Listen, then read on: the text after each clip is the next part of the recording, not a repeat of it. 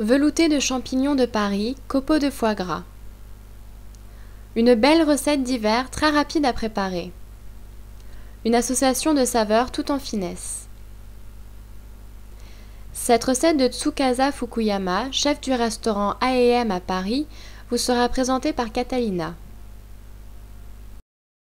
Est-ce qu'on peut mettre le foie gras qu'on met dedans, normalement il a été mis en terrine, normalement c'est un truc qu'on fait à l'avance. Oui. Mais est-ce qu'on peut mettre, par exemple, si on fait du foie gras poêlé, est-ce qu'on peut mettre ça dedans? Est-ce qu'il faut mettre du foie gras cru? Est-ce que c'est possible? Si on arrive à trouver foie gras frais, très frais, de qualité qui est très très fraîche, on peut mettre une très fine tranche de foie gras cru. Ça c'est meilleur. Meilleur. Oui, c'est meilleur. Parce que le foie gras, ça fond dans la bouche. Le foie gras, on coupe très finement. Donc là, à l'œil, ça fait beaucoup de volume. Mais finalement, comme c'était coupé très fine, c'est pas du tout beaucoup. Et pour faire votre terrine de foie gras, parce que ça, c'est pas tout le monde sait faire, mais apparemment c'est pas trop difficile. Combien de jours à l'avance est-ce qu'il faut qu'on se prenne pour faire ça et comment est-ce qu'on le fait la terrine? Terrine de foie gras, déjà il faut compter une journée de marinade. D'accord. Le cuisson, c'est assez court, c'est une heure, maximum une heure de cuisson. Après, 2-3 jours de reposer. D'accord. Donc ça fait au moins, ça prend 3-4 jours. Une semaine à l'avance, c'est bien. D'accord. Donc si on arrive à trouver foie gras cru, très fraîche, ça, on peut utiliser foie gras cru. C'est plus simple. On m'a dit que pour bien couper le foie gras, il faut un couteau très chaud, c'est ça? Oui, très chaud, c'est... Ouais. Si c'est très très chaud, le foie gras il va être complètement fondu. D'accord. Donc un peu plus chaud que le tiède.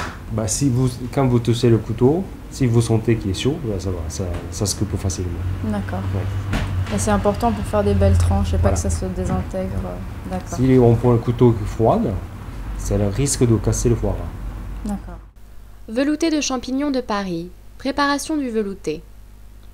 On va commencer par couper nos poireaux, seulement les blancs, donc on utilise cette partie-là seulement, en morceaux grossiers.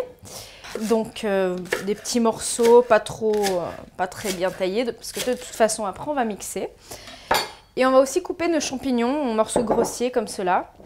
Donc on les coupe vraiment pas trop précisément. Alors maintenant nous allons faire suer nos poireaux dans la casserole avec un petit peu de beurre. Voilà, à feu doux. On ajoute nos poireaux et on laisse comme ça un petit moment jusqu'à ce qu'ils soient un petit peu cuits. Alors maintenant qu'ils ont bien sué, on peut rajouter nos champignons de Paris. Hop là, tous. Et ensuite on va rajouter l'eau. On va porter tout ça à ébullition. Et il faut saler et poivrer.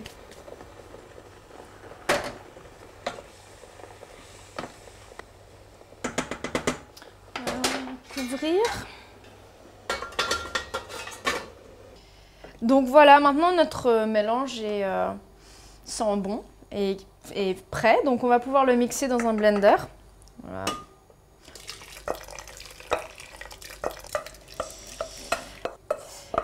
Maintenant on va mixer et ça va faire un bon velouté, j'espère.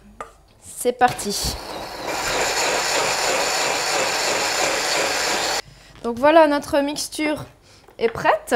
On va goûter pour vérifier si l'assaisonnement est bon. On va rajouter un petit peu de sel quand même. Donc cette mixture, on peut aussi la faire, ce velouté, on peut aussi le faire avec des cèpes. C'est très bon. Et vous pouvez la faire à l'avance parce que vous pouvez réserver au réfrigérateur et le faire chauffer au dernier moment. Velouté de champignons de Paris. Dressage du plat. On a fait réchauffer notre velouté, alors on va pouvoir le servir avec quelques copeaux de foie gras frais.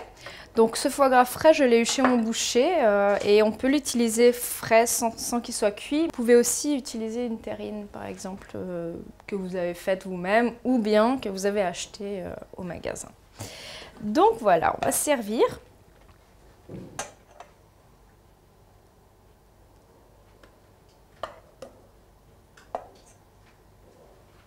Voilà.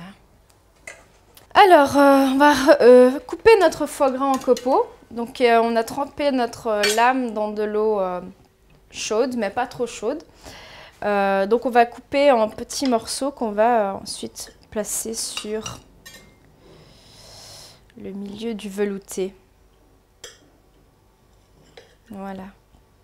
Pas trop épaisses les tranches parce que sinon ça va faire écœurant, mais juste un petit peu pour faire joli.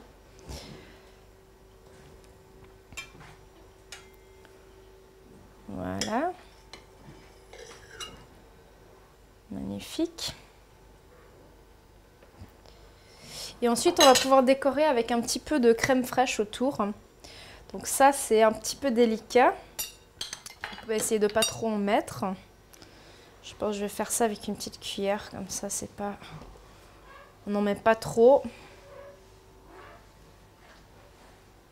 Voilà. Et c'est prêt!